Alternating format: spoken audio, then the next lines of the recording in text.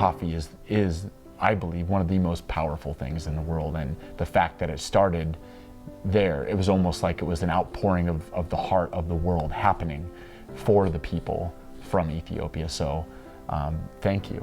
Thank you, Ethiopia, for sharing this gift. Ethiopian coffees changed the game for me. First time I tasted a Yirgacheffe was a seminal moment in my coffee career, because then I understood what flavor descriptors were all about. I think it's the one coffee where non-coffee people can really see the difference. Especially people who say they historically don't like coffee. I think they just haven't had the right cup yet, and a lot of times that cup of Ethiopia is the right cup.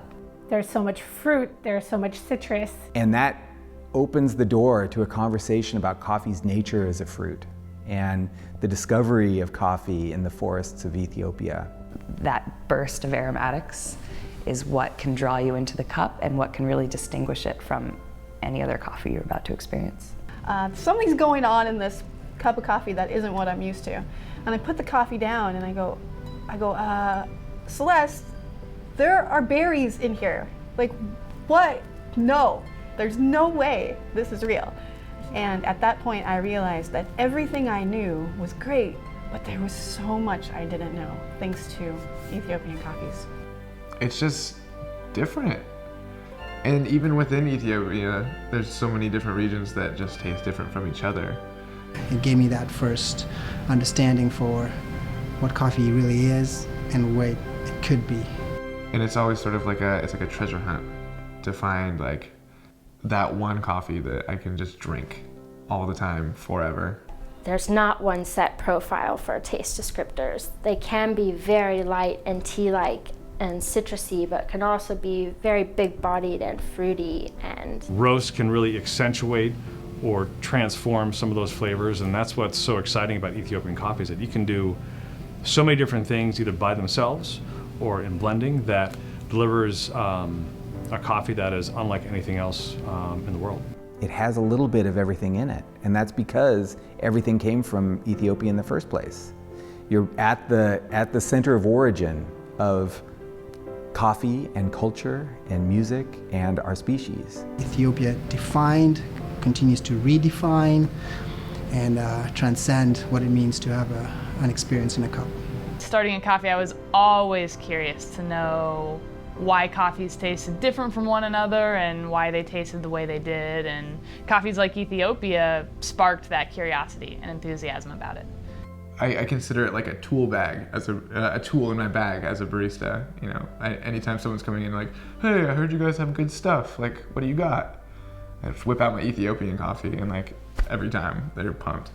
If Ethiopian coffee was a dance, I picture a dance where there's like 100 different dancers that swarm the stage, and they're all doing different dance movements, but yet it all fits together, and from someone watching the dance, it just looks like this beautiful motion. Even though they're all doing different things, it all just kind of flows and works together.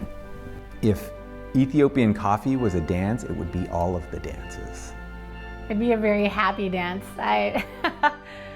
I think if Ethiopia were a dance, it'd be that I don't care, throwing your body around style dance. And for me, Ethiopian coffee is less dance and more musical, because it's coffee that can really rise up and support and make all that come to life.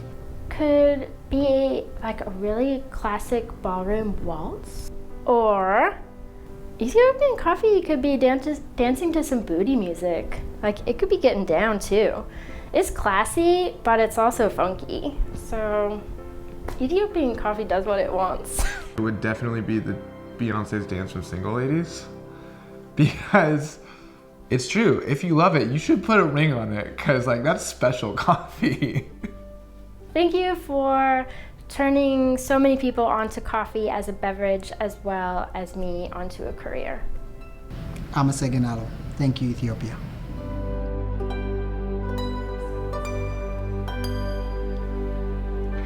Thank you, Ethiopia. Thank you, Ethiopia.